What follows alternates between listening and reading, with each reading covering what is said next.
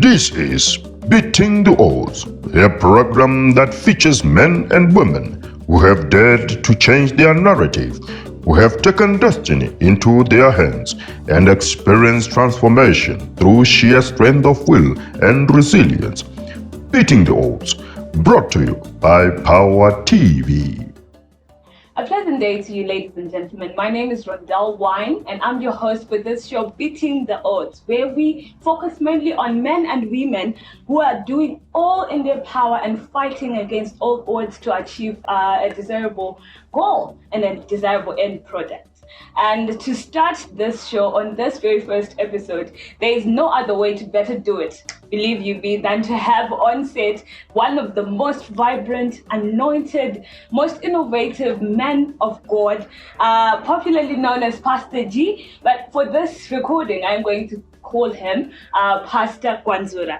Hey, what's up, Rondell? How are you, sir? I'm doing good. And welcome. Yeah, you're doing such an amazing job. I mean, Thank hey, you so much. man. Thank you. Thank Yeah, you. yeah. Thank you. It is such an honor to have you on set, sir. It's an honor being on Beating the Odds. What a wonderful program. Yeah, what a wonderful concept. I love it. Yeah. Thank you, sir. So as we all know, Pastor G has been in the music industry for the past 22 years, ladies and gentlemen. That is no joke at all. And he released his first album in the year 2000. And from then up to now, he has over 11 albums that he has released so far. And recently, he's just started giving us hints and glimpses of the next album that he is going to be releasing. Yeah. And Yep. it is such an inspirational piece of music as well. And apart from that, Pastor G is a psalmist. He's a worship leader and a worship coach. And to those who do not know, he's also a producer and a preacher of the word.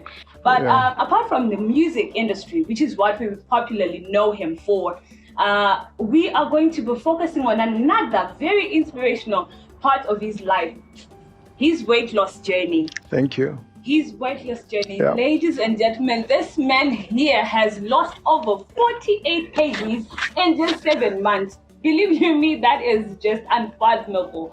48 kgs. Yep. Pastor G, how did you achieve that? Well, thank you so much, Rondell. And it's such an honor to be here and to talk about this journey of weight loss and transformation. Well, how did I achieve that?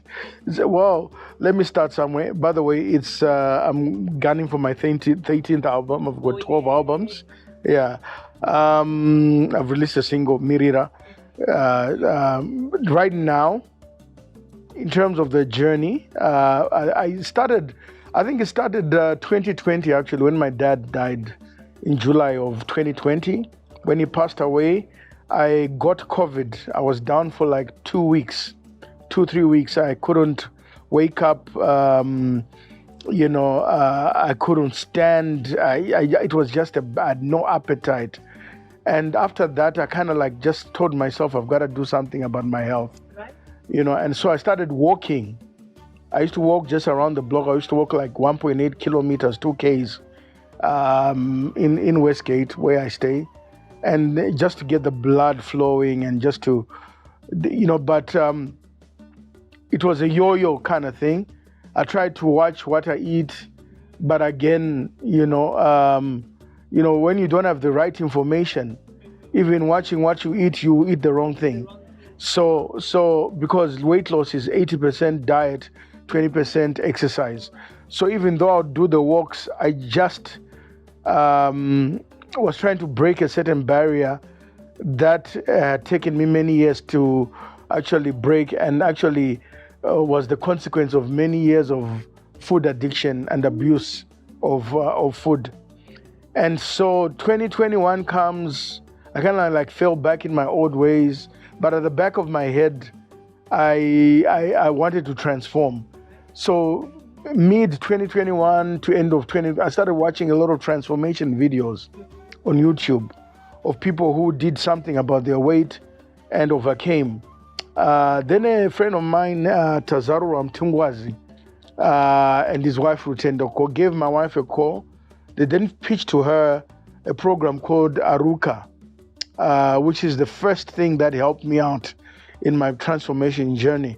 By the time they pitched to me in early February of 2022 of this year, I was already ready to get going. I'd already been doing a lot of research on YouTube, just on Dr. Google, just to find out how one can achieve transformation.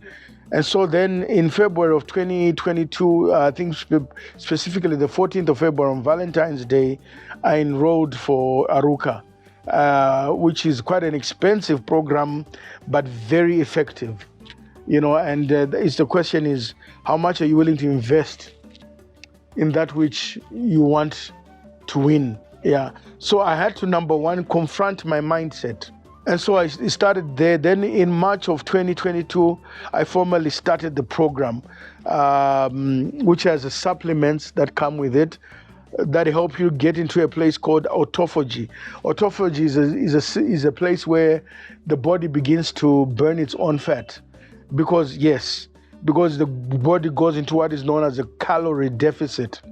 When you see, the food that we eat is measured in energy, in an energy value called calories. And so what Aruka basically did for me is help me get my body into a calorie deficit so that I would be able to burn fat that I'd stored for over the years.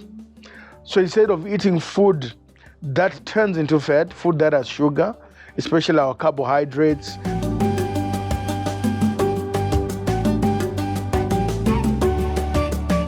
The body has a mechanism or a switch that dictates the coming in of sugar, and that switch is called insulin.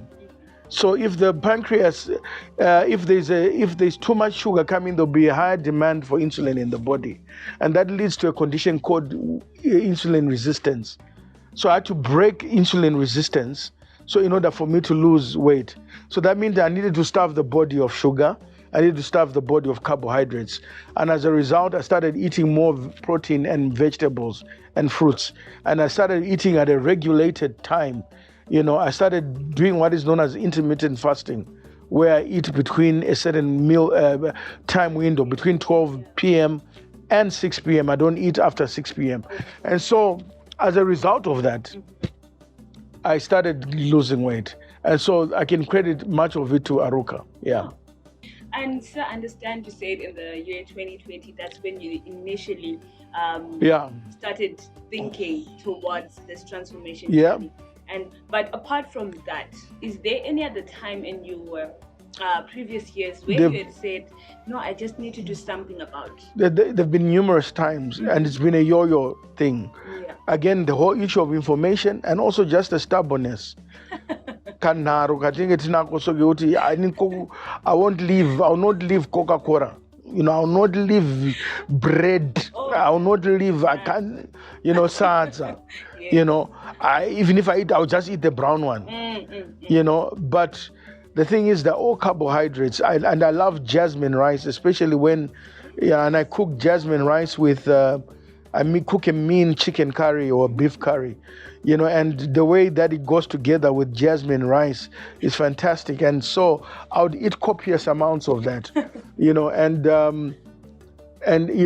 bread with butter. I would eat my butter with bread, that kind of thing. Not margarine, butter, So my bread intake was very high. Sugar, I would put three tablespoons of sugar in a mug of coffee or tea. Tablespoons, yeah.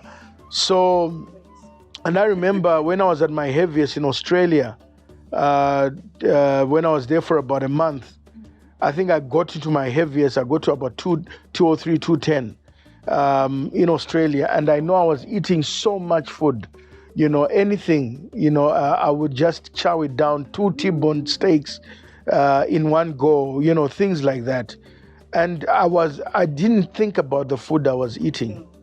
And part of it also has to do with emotional eating. So it was a yo-yo experience, in terms of just my diet journey and my transformation journey from the time I left high school. I remember when I started working at Field Technical Cells as a young man in the year 1990.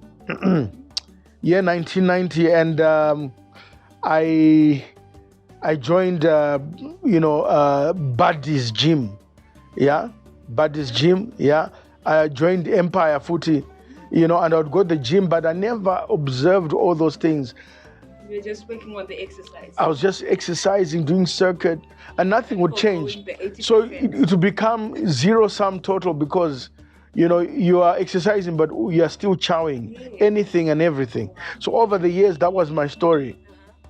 So now in the year 2022, fast forward a couple of decades later, I had to make that decision.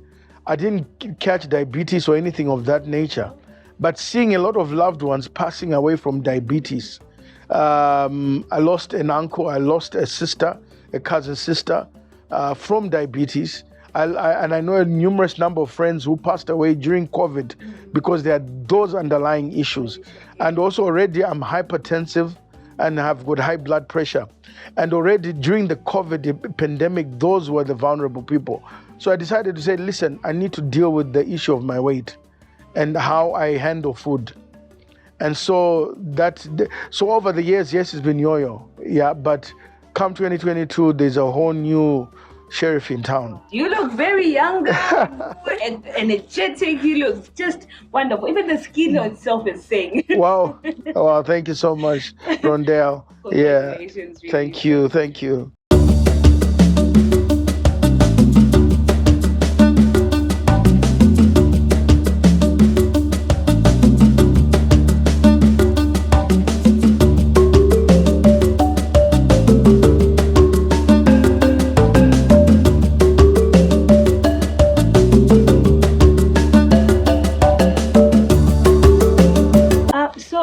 If you do not mind me asking, sir, I understand you said it is also a matter of decision that you took, and there's Aruka to also give credit to for the first part of your journey. But from then up to now, how is your schedule like? I understand you're doing the intermittent fasting and so what? Yeah. See, the thing is with weight loss and transformation, it's a convergence of 4 processes that are very important that have to become daily in our lives.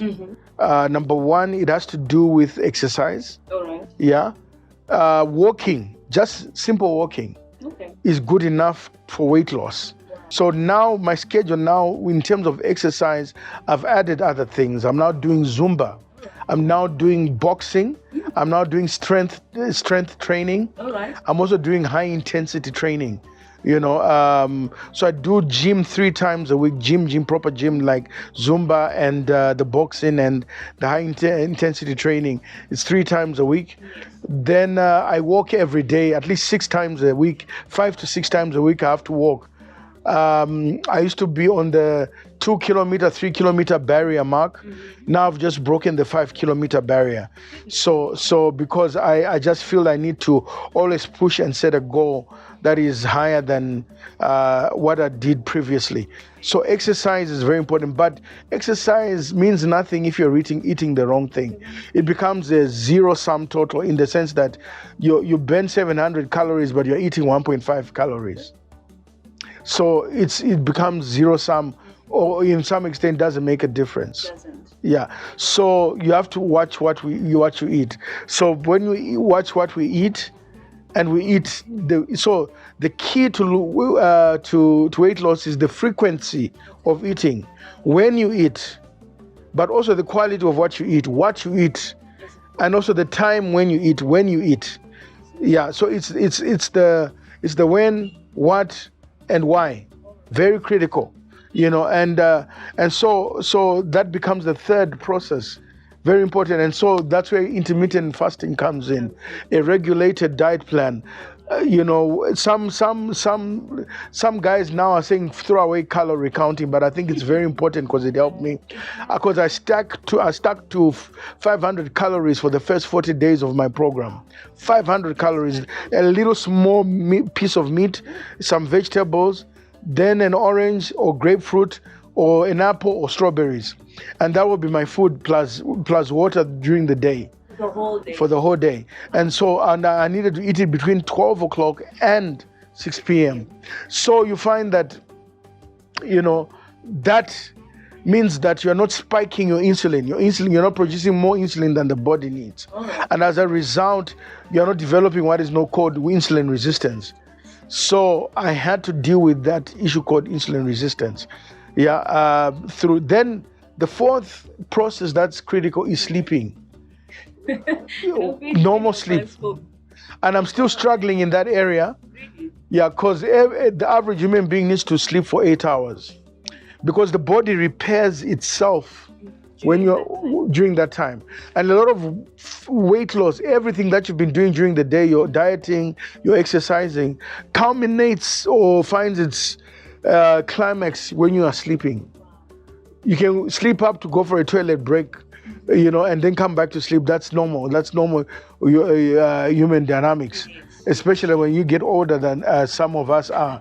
The toilet breaks become more.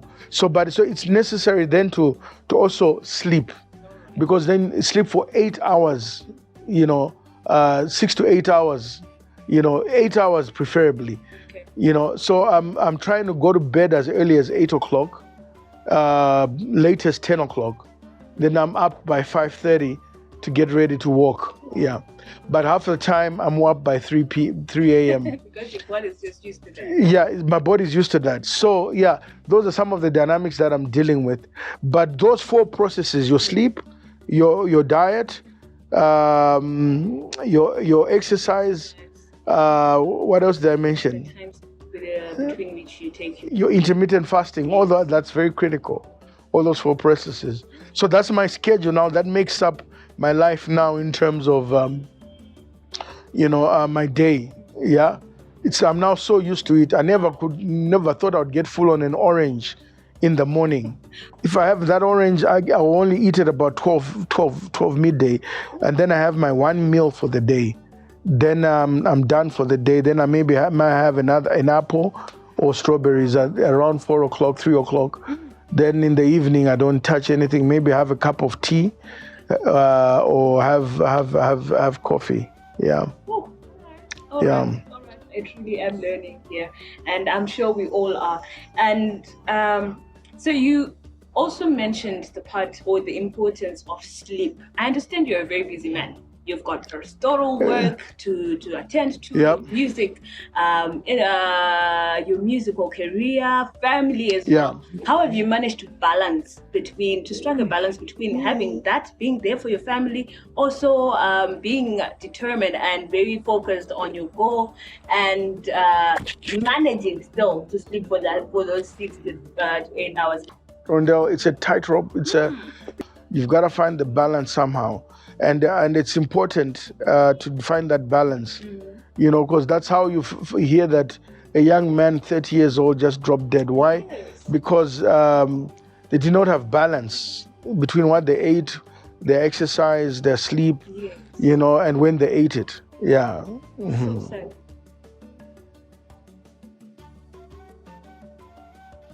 And I understand, so you also have a family, you've got friends. How important can you say that their support has been to your journey and to the success of your journey so far? I think one of the things about transformation, I teach on the 4 laws of transformation. The first law I teach on is decisions. You got to make a decision. The second law that I teach on is you've got to dedicate yourself to information, dedicate yourself to a process, dedicate yourself to medical care and supervision if you are going to go on a weight loss transformation or any transformation of any sort. But then also the third point then I talk about is depend. you depend on others, Yes. depend on a support structure. Everyone in this world needs a cheerleader. True. Everyone needs someone to tell them, hey, you're doing well, or you can do it. And that's where family and friends come in, and when your friends know that you are sensitive enough, you're not eating sadza, they'll not take you out to a place where you're gonna eat sadza, or you're gonna eat things that will disturb your weight loss or your transformation journey. And then the fourth D is really determination and desire.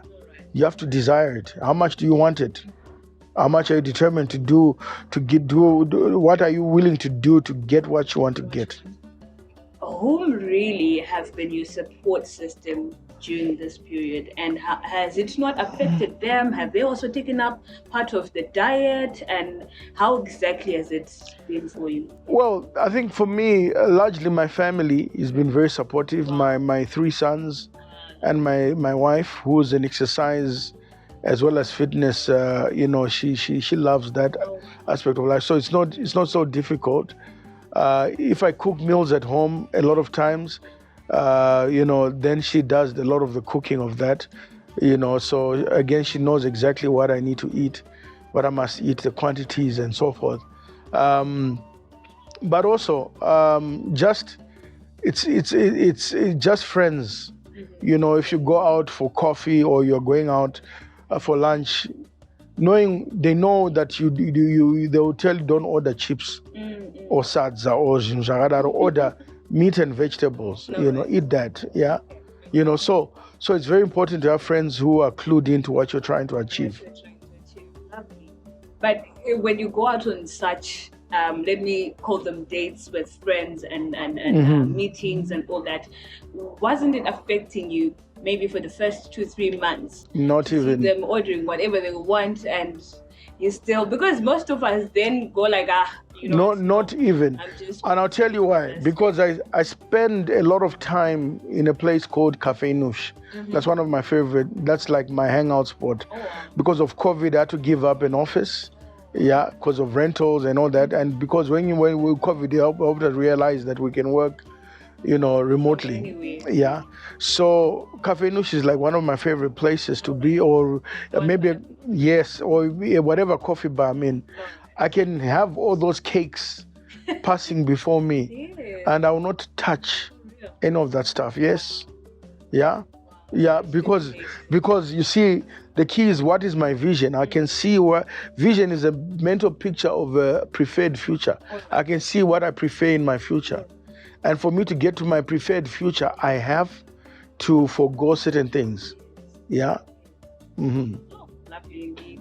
And so when I was doing my research, right, I understand that most of the doctors and all that say that the average weight loss a person can have, or the average amount of weight a person can shed per month, is from 1.5 to 2.5 kgs.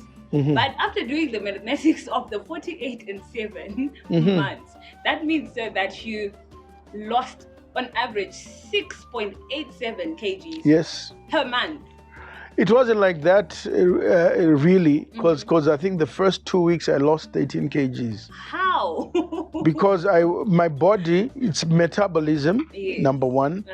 Number two, it had to do with a lot of, I guess my body, some bodies really just, I lost 13 kgs.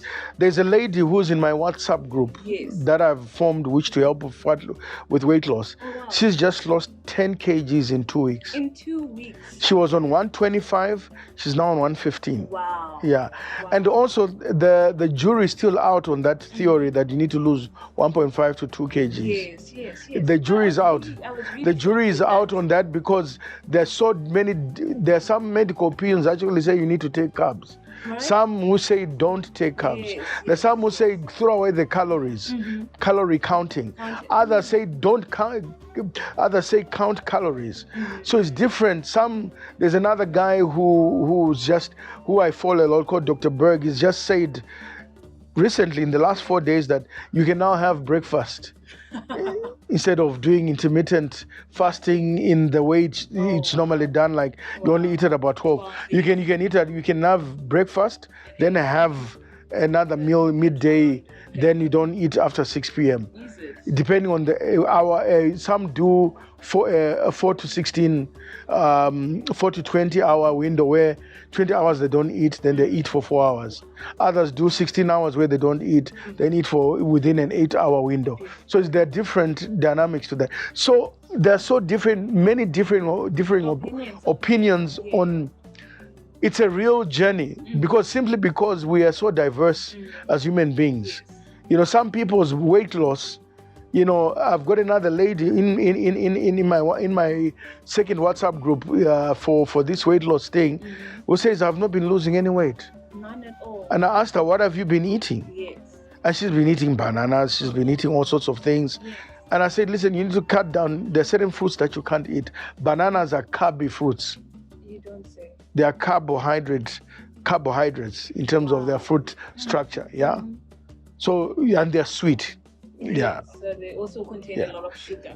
So bananas can be eaten at a certain level. When you're bodybuilding, you need that. All right. So you can eat bananas. But not for weight loss. For weight loss, you can't eat bananas. All right. Yeah. All right.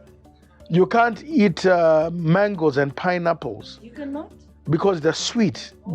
Remember, there is sucrose. Yes. Sucrose is the same thing as glucose. Yeah. So, or fructose. Yeah. Fructose, yeah.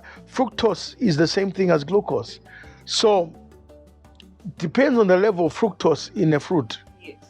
So strawberries don't have a lot of fructose. Yeah. So they tend to have more high in fiber.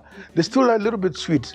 Apples, green apples, for example, green apples, not the red apples, the green apples. Are also what they call granny apples. They're really good for weight loss, you know, because they help with digestion. They help with, dealing with. That's why you've got apple cider vinegar, which can be put in lemon water, or you can put it in water and drink it, and it will help with reducing the glucose intake in your body. Yeah, so apples are good. Oranges are good. Nachos are not good because they're sweet. They're too sweet. Yeah. So you need to have a balance between orange and grapefruit. Wow. Yeah. Grapefruit now is very good for weight loss. Lemon water. When you drink lemon water in its when you squeeze lemons into water, it's very good.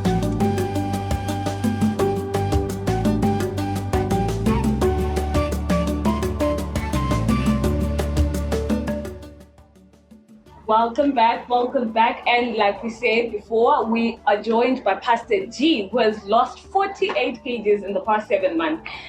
7 months, I beg your pardon. So as we come to the close of the end of our program, how would you say that this weight loss journey has impacted your music industry? Has it been any different at all? Oh yes, I feel more energetic. Wow. I used to breathe heavily on stage, pant even. Especially, I remember, people don't even know this, they were at an online event we were doing for Higher Life. Because it was pre-recorded, it was easier to edit certain parts out. I actually almost fainted on stage and had to be carried off stage and then come back and finish the set. Simply because I was not in a healthy place. Yeah. So for me, musically, it's impacted my energy on stage because I'm doing Zumba and dance with Zorro trained. Oh, wow. Means that my choreography is getting better. I'm able to do more things on stage. Yeah. Oh, that is lovely. That is really beautiful. Thank you so much, Pastor. Thank you, Rondell.